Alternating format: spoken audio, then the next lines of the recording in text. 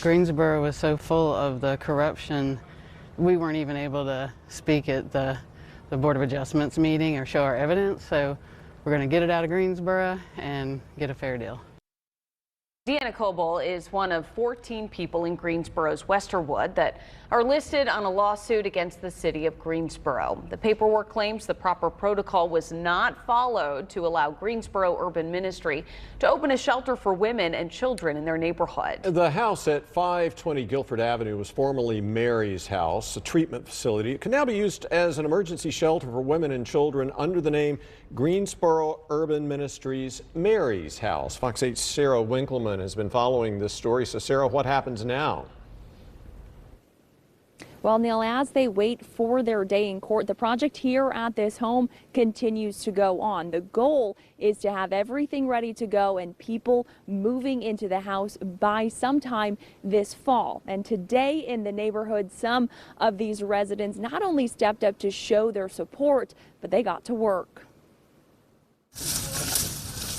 Clean up limbs, try to clean up the playground, throw away trash, and really start to make this place look like a home again. A warm welcome to the Westerwood neighborhood. If I were out looking for somewhere to stay with my kid, I would really love to know that the neighborhood was prepping things for me and that I was wanted there. Old items tossed, repairs made, and a fresh look outside. I'm helping clean out this playground back here. We're trying to get the leaves out and get the sticks up and just get the swings ready. So I'm putting in some pansies, so there'll be something colorful and welcoming here at the front of the house. On MLK Day, their acts of service have a deeper meaning. I think this is another example that to serve, but also have the courage to say, you know what? We want folks to have safe shelter, a safe place to lay their heads, and really to have opportunity and hope for their future. The focus was on the outside, but there is still work to do inside to get the home ready for 8 to 10 unhoused women and their children. I have lived in the neighborhood for about 20 years, and so I remember when Mary's house was here before. I remember when the kids rode the bus with my own children, things like that. So, we're looking forward to welcoming new families. Neighbors listed on the lawsuit stayed away from the workday. I doubt any neighbors that are living right beside of it are there. The folks that are coming are from further into the neighborhood, and that's okay. Well, I think the house needs to be cleaned out.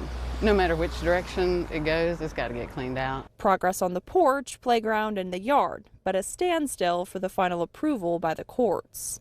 Those neighbors certainly have that right to an appeal, and we're going to honor that process, but we're going to proceed forward as best as we can under the legal circumstances.